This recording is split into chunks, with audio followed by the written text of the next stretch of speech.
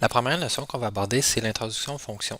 Donc, on a déjà vu qu'une cellule, ça pouvait contenir une constante, fait que, par exemple un chiffre ou une chaîne de caractères, comme le nom d'un chat, Astro, ou ça pouvait contenir une formule. Donc, une formule, ça commençait avec un symbole égal, puis après ça, on pouvait écrire ce qu'on voulait en utilisant les symboles représentant les opérateurs mathématiques, arithmétiques, comme l'étoile pour la multiplication, etc.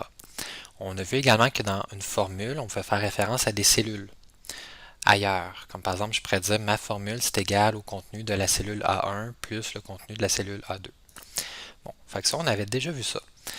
Qu'est-ce qui est important de se souvenir, c'est qu'une formule, ça commence tout le temps par le symbole égal. Fait que s'il n'y a pas le symbole égal, Excel ne va pas utiliser son super cerveau pour essayer de calculer un résultat. Donc, une fonction, c'est quoi?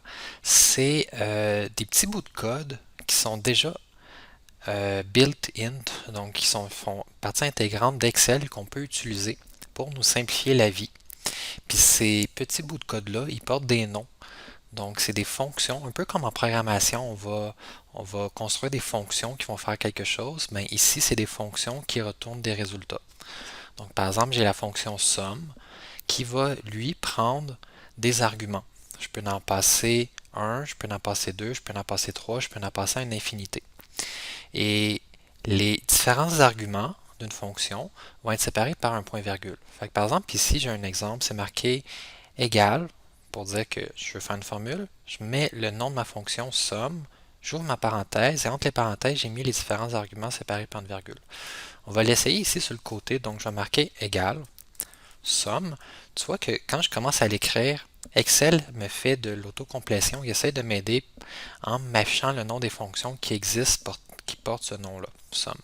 J'ouvre ma parenthèse et là tu vois ici il me fait encore de l'aide, il m'indique ça prend un premier argument, point virgule, là c'est marqué nombre 2 mais entre crochets. Entre crochets ça veut dire que c'est facultatif, point virgule il peut en avoir puis après ça j'ai des points point point, fait que ça veut dire qu'il peut en avoir une infinité.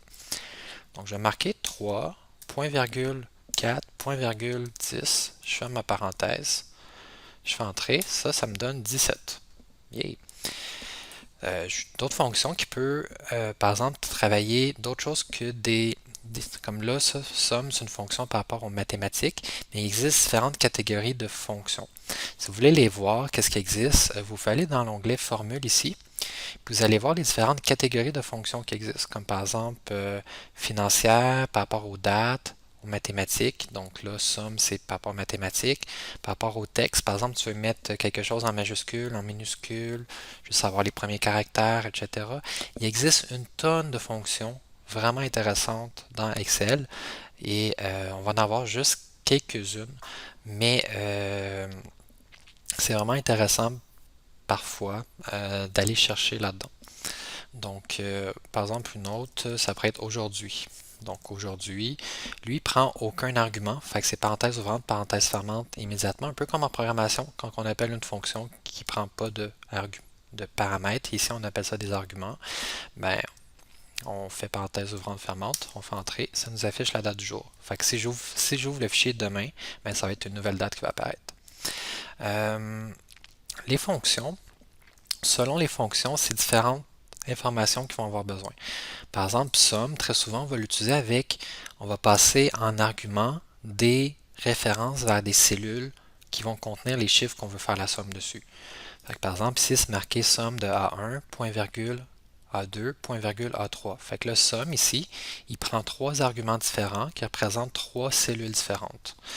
Juste pour vous montrer, par exemple, ici, dans L18, je vais mettre un nombre, je vais mettre 5. L19, je vais mettre un autre nombre, je vais mettre 5. Et L20, je vais mettre un autre nombre, je vais mettre 4. Je vais me déplacer un petit peu plus loin, puis je vais faire une somme. Puis je vais dire c'est de L18. Fait que je fais juste cliquer dessus. Point virgule, je clique sur mon autre cellule. Point virgule, je clique sur ma troisième cellule. Je ferme ma parenthèse. Là, ma fonction est bien appelée. Parenthèse ouvrante, les arguments, parenthèse fermante. Je fais entrer, ça me donne 14. Yay! Magie. Donc là, si je change un chiffre, ça change automatiquement à côté le résultat calculé. Donc, qu'est-ce qui se passe en arrière de tout ça? Bien, on peut toujours aller voir l'évaluation de la formule. Fait que ça, je vous avais montré dans le ruban formule, tu as évalué la formule, puis on peut regarder qu'est-ce qui se passe en détail. Fait qu'Excel, quand il voit ça, ben il voit, ah, ok, il faut que j'appelle la somme. Bon, okay, c'est pas un super gros détail, mais j'aurais pensé qu'il aurait remplacé le A1 par le résultat, etc. Donc c'est ça. Autre chose qu'on pourrait faire, on pourrait donner une plage. Fait que somme peut prendre par exemple comme ici un seul argument, mais c'est une plage indiquant je veux que tu prennes toutes les cellules de A1 à A3. Fait que le deux petits points, ça fait référence à délimiter une plage. Fait que je vais effacer ici ma formule que j'ai faite. Puis je vais la recommencer. Égal, somme. J'ouvre ma parenthèse et là, je vais tenir enfoncé de A18 à A20 pour sélectionner une plage. Fait que j'ai pas à l'écrire moi-même L18, 2.L20. Juste en le sélectionnant avec la souris, ça me le fait tout seul, ça me l'écrit bien. Fait que j'ai pas à me casser la tête. Une autre manière de faire, puis on va tout de suite le voir ici, c'est qu'on peut dire, ben je veux toutes les cellules d'une certaine colonne. Fait que j'aurais pu marquer M, 2.M. Ici, j'ai dit quelque chose dans la colonne M, non. Je vais le faire en dessous. Donc je vais faire la somme, par exemple, de la colonne M. Je pourrais cliquer sur la colonne, puis ça vient de me sélectionner pour moi la plage qui représente toutes les cellules de la colonne M. Je ferme ma parenthèse. Donc là, à la seconde que j'écris un chiffre ici, ça va faire la somme et ça va l'inclure à côté. Donc, c'est ça. Les formules, on peut aussi faire des compositions de formules. On peut, par exemple, appeler la somme, puis par la suite faire un plus, puis faire l'additionner à la moyenne, etc. Fait qu'une formule, ça peut utiliser des constantes, comme ici, tu vois, exemple pi fois A2 exposant 2. Mais 2 ici, ça c'est une constante. A2, ça fait une référence vers une autre cellule. Fait que le contenu de A2 va être pris puis va être remplacé ici. Puis pi, ben c'est 3,1416. Fait que dans une formule, on peut avoir un petit peu de tout. On peut appeler des fonctions, on peut avoir des références vers les cellules, on peut avoir des constantes. Skies is the limit. Donc, on va essayer de faire un petit test ici. Je vais vous demander d'essayer, vous pouvez mettre sur pause, de faire les différentes manières suivantes.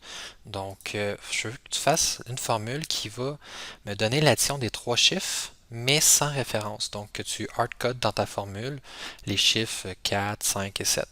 Le deuxième jeu, en utilisant seulement en faisant une formule, je veux que tu me donnes la somme de ces trois nombres-là, mais en utilisant des références vers les cellules. Fait que B38, etc. Après ça, je veux que tu essayes la nouvelle manière de faire intéressante avec les fonctions. Fait que là, je veux que tu utilises la bonne fonction qui permettrait de faire la somme de ces trois éléments-là en utilisant des références vers les différentes cellules. Et le dernier, je veux que tu le fasses avec une référence, mais de plage. Donc, dire les cellules entre tel numéro et tel numéro. Fait que essayez-le, mettez sur pause, puis ensuite déposez par la suite. Fait que là, j'imagine que vous avez déposé, on va essayer de le faire. Donc, sans formule, j'écrirais carrément les nombres, comme ça ici. C'est intéressant, mais si je change les nombres ici, ben, il faut que je pense à retourner dans ma formule, dans barre de formule, puis les modifier. Fait que ça, en réalité, c'est pas super intéressant. Le deuxième, c'est avec des références. Fait que des références vers les cellules. Fait que je prends ma première cellule, plus ma deuxième, plus ma troisième, comme ça ici. Fait que là, j'ai utilisé des opérateurs arithmétiques de base pour faire une addition. La troisième, je vais utiliser une référence vers les différentes cellules. La première, point virgule la deuxième, point virgule la troisième. Fait que j'appelle la fonction somme avec trois arguments différents. Fait que des références vers les trois différentes cellules. Ça me donne encore 16. Et le dernier, je vais faire somme, mais là, un coup j'ai ouvert ma parenthèse, je vais sélectionner une plage qui part de B38 à D38. Comme ça, je ferme ma parenthèse.